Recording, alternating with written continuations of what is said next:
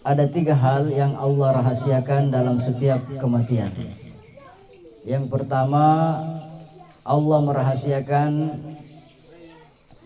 kapan dia akan meninggal dunia, hari apa. Jadi rahasia, kita tidak tahu hari apa kita akan meninggal. Yang kedua, di mana kita akan meninggal dunia. Yang ketiga, yang dirahasiakan oleh Allah, kita akan meninggal dalam keadaan seperti apa. Kenapa Allah merahasiakan yang namanya kematian? Supaya dinamika kehidupan itu berjalan. Ada orang yang punya rencana bermacam-macam, padahal ajalnya tinggal 1 hari, tapi dia tetap bersemangat menjalankan hari-harinya. Ada orang sisa 1 bulan usianya, dia baru bangun pondasi, baru selesai pondasi kemudian dia meninggal. Artinya apa? Allah merahasiakan kematian itu liyabluwakum ayyukum ahsanu amala, agar Allah memberi ujian kepada kita siapa yang terbaik amal ibadahnya. Jadi hidup ini adalah ujian. Apakah kita memanfaatkan hidup kita ini sebaik mungkin? Oleh karena itu jamaah sekalian yang sama berbahagia, tadi yang ketiga, kita tidak tahu kita akan meninggal seperti apa, dalam keadaan bagaimana. Orang meninggal dunia hanya ada 2. Ada namanya husnul khatimah, dia meninggal dalam keadaan baik, paingarangi, endangi tialupe. Ada juga orang meninggal dalam keadaan lupa kepada Allah Subhanahu wa taala. Itu namanya su'ul khatimah. Dalam Al-Qur'an Allah memberi jaminan bagi orang yang beriman dan istiqomah dalam keimanannya. Apa kata Allah? Innal ladzina qalu rabbuna Allah. Sesungguhnya orang-orang yang berkata Tuhanku adalah Allah, summa istaqamu, kemudian dia istiqomah, dia menegakkan makna iman kepada Allah itu, dia taat perintahnya, dia menjauhi larangannya. Ketika dia akan meninggal dunia, orang yang istiqomah dalam imannya, tatanazzalu alaihimul malaikatu, akan turun kepada mereka malaikat sebelum ajal datang menjemputnya. Sebelum malaikat maut datang mencabut nyawanya, ada malaikat yang dahulu, namanya malaikat rahmat. Malaikat rahmat ini akan berkata kepadanya, Allah takhafu wa la tahzanu, janganlah kamu takut, janganlah kamu bersedih. Allah takhafu wa la tahzanu wa abshiru bil jannah, bergembiralah engkau dengan surga allati kuntum tu'adun, yang adalah kalian telah dijanjikan surga itu. Jamaah sekalian yang sama berbahagia, maka orang mukmin yang istiqamah itu dia meninggal dalam keadaan bahagia. Kenapa? Dia melihat tempatnya di surga, kemana dia akan menuju. Sebaliknya kalau dia orang yang tidak beriman, ya tentu diperlihatkan juga tempatnya kemana dia menuju. Oleh sebab itu, kenapa orang takut mati? Orang takut mati karena dia tidak tahu dia akan kemana. Maka datanglah al-bisyarah. Al-bisyarah itu berita gembira, bahwa jamu ku takut mati, karena dunia ini yang kau tinggalkan ini seindah apapun lebih indah di mana engkau akan menuju. Maka dia meninggal dalam keadaan bahagia. Jamaah sekalian yang sama berbahagia. Nah, pertanyaannya, apa yang menyebabkan orang sehingga dia su'ul khatimah? Kalau husnul khatimah tadi, yang penting istiqomah, dijaga sholat tak, dijaga hubungan tak kepada manusia, perbanyak berzikir, pokoknya selalu melaksanakan nilai-nilai yang dianjurkan dalam agama, insya Allah akan husnul khatimah. Selalu berdoa, ya Allahu biha, ya Allahu biha, ya Allahu bihusnil khatimah. Kita minta itu, ya Allah berikan saya husnul khatimah, husnul khatimah, husnul khatimah. Apa yang menyebabkan orang su'ul khatimah? Qala Imam As-Suyuti rahimahullah, telah berkata Imam As-Suyuti rahimahullah, qala ba'dul ulama'i al-asbabul muqtadiyatu li su'il khatimati wal iyadu billahi arba'atun. mayoritas ulama berkata bahwa yang menyebabkan orang itu menjadi su'ul khatimah ada 4 hal. 4 hal inilah yang mengakibatkan dia ketika menjelang ajalnya tidak bisa mengucapkan la ilaha illallah. Dia lupa. Apa itu? Yang pertama, at-tahawunu bis sholati, memandang enteng salat 5 waktu. Yang kedua, syurbul khamri, terus menerus mabuk kerjanya, tidak mau bertobat sampai dia tua, sampai dia menjelang ajal belum mau berhenti minum. Yang ketiga, uququl walidaini, durhaka kepada orang tua. Yang keempat, azal muslimina, suka menyakiti sesama muslim. Yang pertama tadi, orang yang menganggap enteng sholat. Ya, nah pandang enteng sembahyang. Dia bilang sholat tidak sholat sama aja. Ya. Memang sholat itu bukan cari rezeki. Sholat itu as-sholatu silatum bainal abdi wa rabbih. Sholat itu tujuannya tersambungnya hamba dengan Tuhannya. Ya. Seperti HP, kalau tidak ada signal, kita tidak bisa terhubung dengan orang yang ingin kita telepon. Bagaimana kita bisa dapat rahmat dari Allah, hidayah dari Allah, kalau kita tidak tersambung dengannya? Maka as-sholatu silatum bainal abdi wa rabbih. Sholat itu adalah penghubung. Kenapa kita beribadah 5 kali sehari semalam? Supaya kita tidak pernah lepas, tersambung terus dengan Tuhan. Ya, bahkan ditambah duha, ditambah tahajud, ditambah witir, supaya tersambung terus kita dengan Tuhan kita. Orang yang bilang sholat tidak sholat sama saja, ini yang bahaya. Nah, pandang enteng agama. Ya, itu kesembahyang. Banyak juga orang tua tidak sembahyang. Ya. Sembahyang itu bukan persoalan tua muda. Karena mati juga tidak menjadi persoalan tua dan muda. Jamaah sekalian yang sama berbahagia, bagaimana caranya supaya kita rajin sholat? Ya bertemanlah dengan orang-orang yang rajin sholat. Ya. Kalau teman tak malas semua sembahyang, ya tentu kita juga jadi malas juga. Contohnya santri di rumahnya sebelum dia mondok ya tidak sholat. Kadang sholat, kadang tidak. Tapanya di pondok ya wajib sholat, karena kalau tidak ya dihukum kan gitu. Dan semuanya sholat. Jadi diciptakan lingkungan. Itu yang pertama. Orang yang menganggap enteng sholat 5 waktu. Kenapa sholat? Karena sholat inilah al-farqu ma bainana wa bainal kufri tarkus sholati. Perbedaan antara kekafiran dan keimanan adalah meninggalkan sholat. Ketika dia tidak taat melakukan sholat, berarti ada kekufuran dalam dirinya, ada pengingkaran terhadap perintah Allah Subhanahu wa ta'ala. Yang kedua, wasyurbul khamri, senantiasa mabuk, minum minuman keras. Jamaah sekalian yang sama berbahagia, kenapa mabuk ini dianggap sesuatu yang bisa membuat orang lupa diri, sehingga dia ketika akan meninggal dunia tak lupa? Karena minuman keras itu memang ummul khaba'is, itulah ibunya dosa. Umumnya orang kalau minum, ya ikut semua di situ. Ada nih perempuan nakalnya, ada nih judinya di situ, ada nih juga kalasinya mencuri, menipu dan seterusnya untuk mendapatkan narkoba, minuman keras dan seterusnya.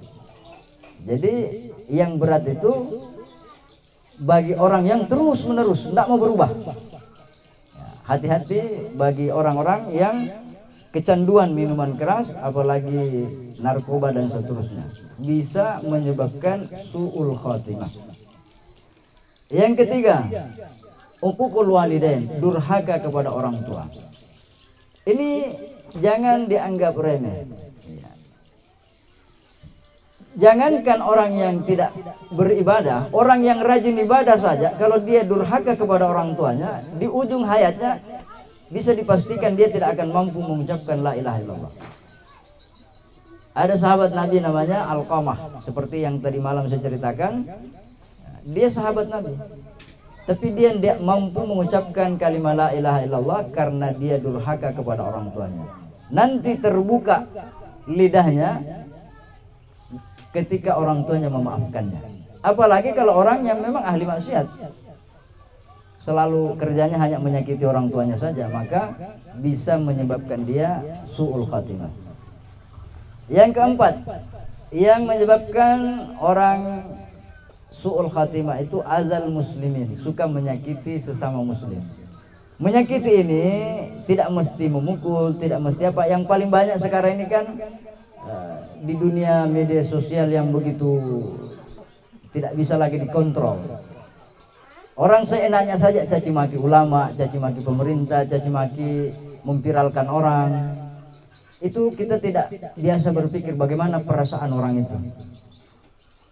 Coba kalau kita yang diviralkan umpamanya, coba kita yang dipermalukan umpamanya. Dia kan juga punya keluarga, dia juga kan manusia, punya hati seperti kita. Jamaah sekalian yang sama berbahagia.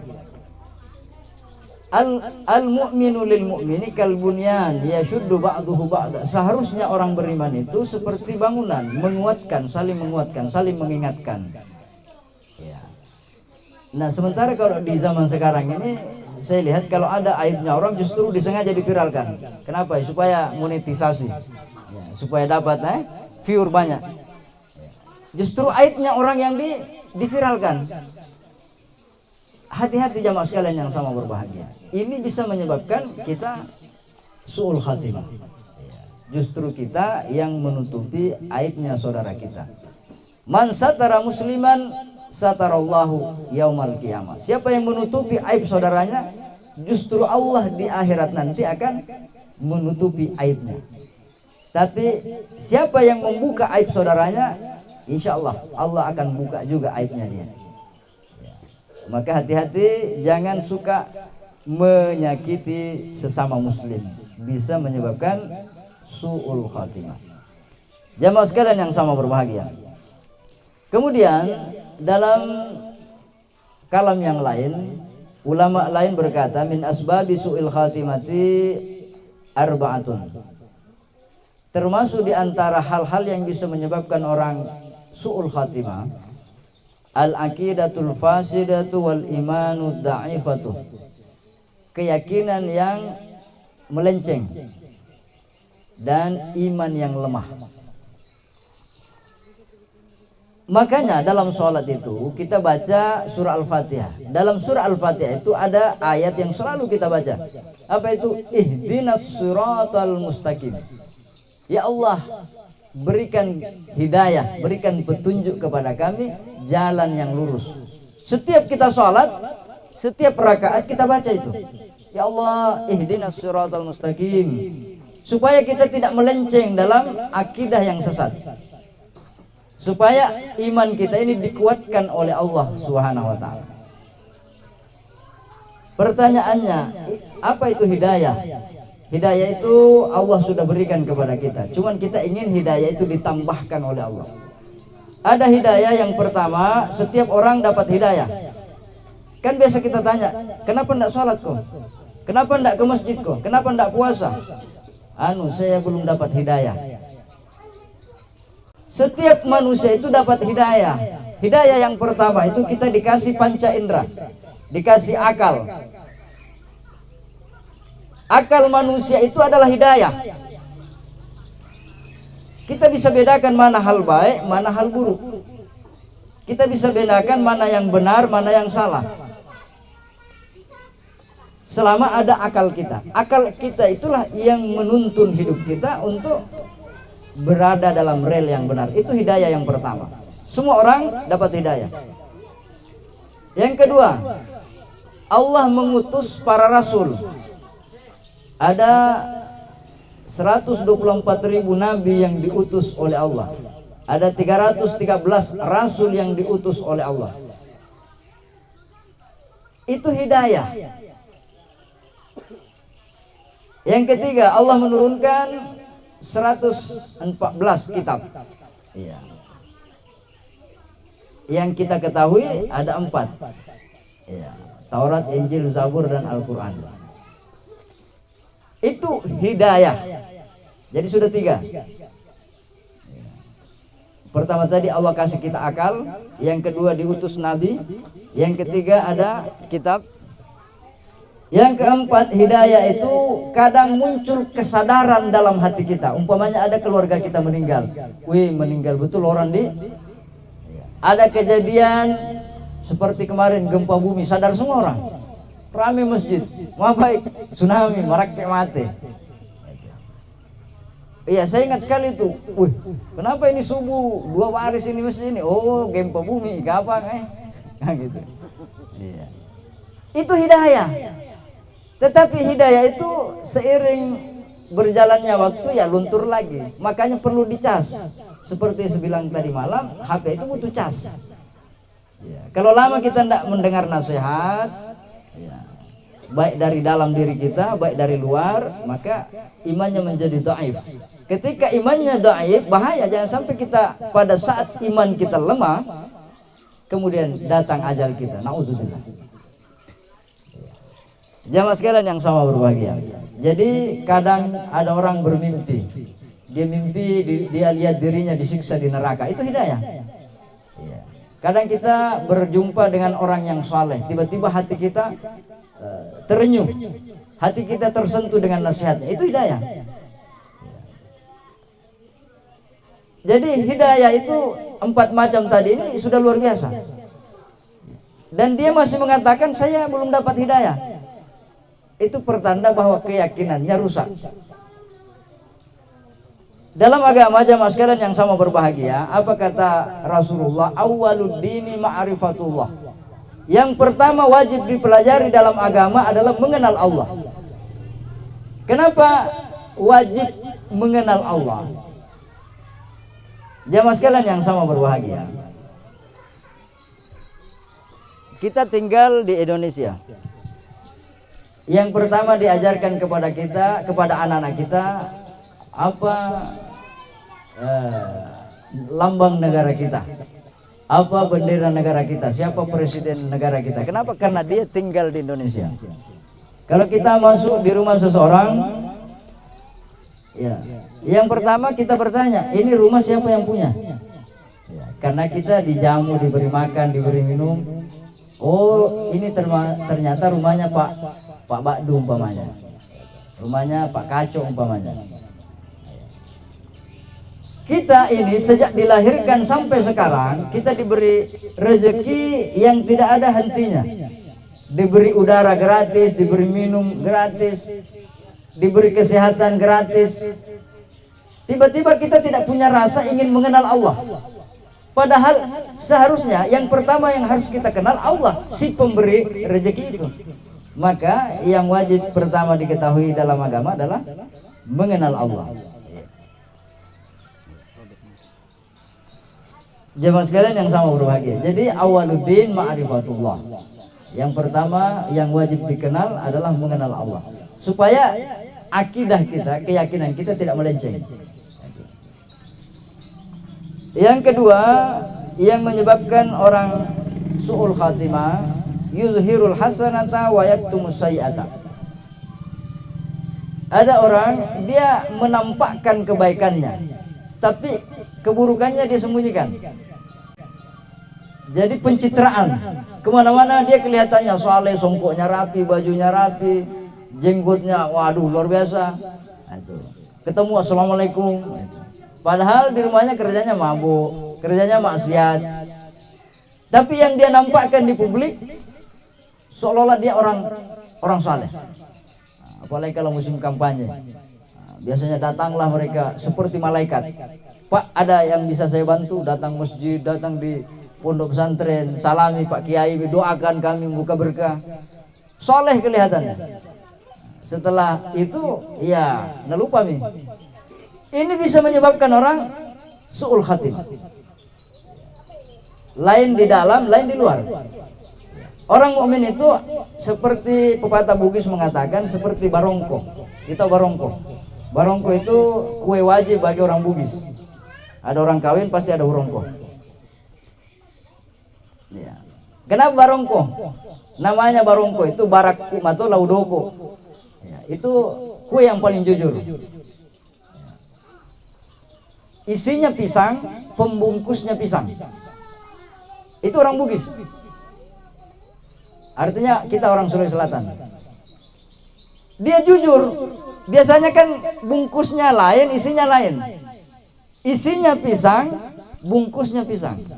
Dan itu barangnya sendiri, barakku matau laudoko, barong kuasana. Itu yang seperti itu yang diinginkan oleh agama. Ya. Ya. Kan banyak orang berkamuflase seolah-olah dia paling ahli ibadah. Suruban nang woi nak kala kiai padahal baru tobat 1 bulan. Ya, nggak tahu bulan berikutnya mungkin lebih parah lagi kan gitu.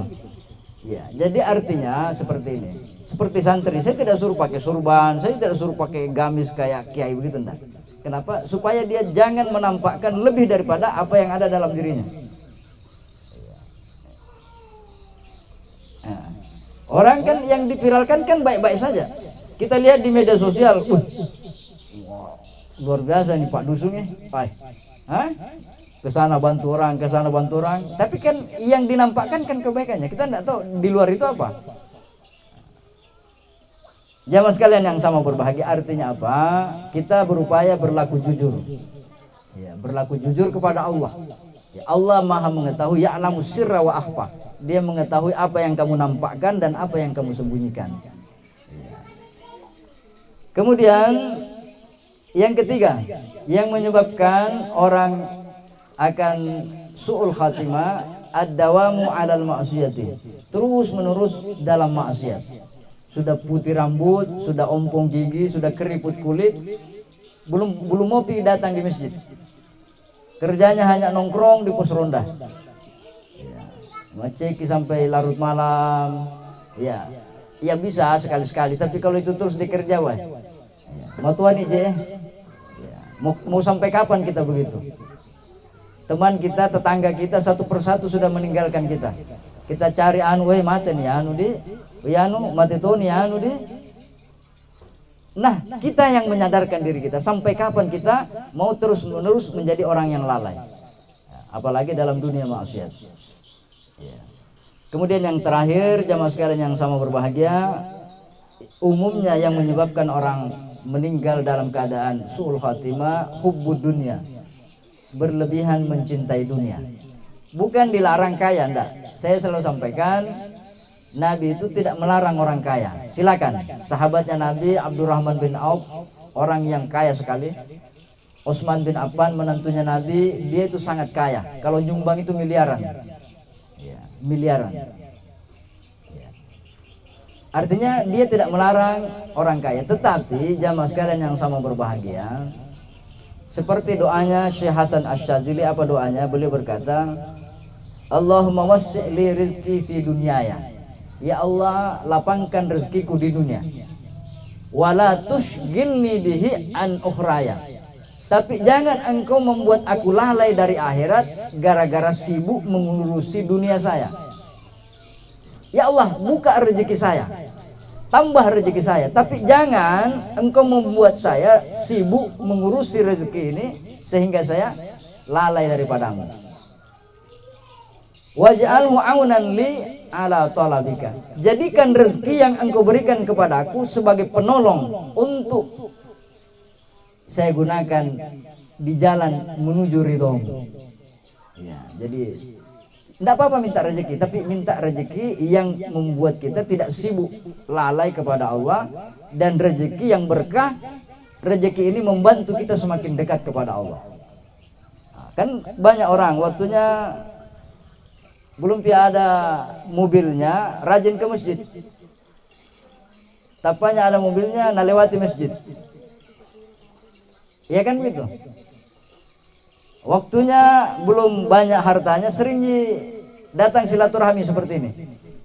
Tapanya dia sudah naik level, dia sudah dianggap orang yang mampu, orang berada, pergaulannya sudah jauh nah, tidak nak kenal tetangganya. Ini namanya rezeki yang membuatmu lalai dan jauh dari Allah. Minta rezeki yang tidak membuatmu lalai, minta rezeki yang rezeki ini membantumu semakin dekat menuju jalan Allah Subhanahu wa taala. Terakhir doanya Syekh Hasan Asy-Syadzili bilang, wa arini wajhaka, dan perlihatkanlah diriku nanti di akhirat berjumpa dengan dirimu. Ya, hanya dia minta supaya masuk surga. Jamaah sekalian yang sama berbahagia, mungkin ini yang sempat saya sampaikan. Mudah-mudahan bisa menjadi bahan renungan bagi kita dan kita diberi semua husnul khatimah. Minallahil musta'an wal itiklan. Assalamualaikum warahmatullahi wabarakatuh.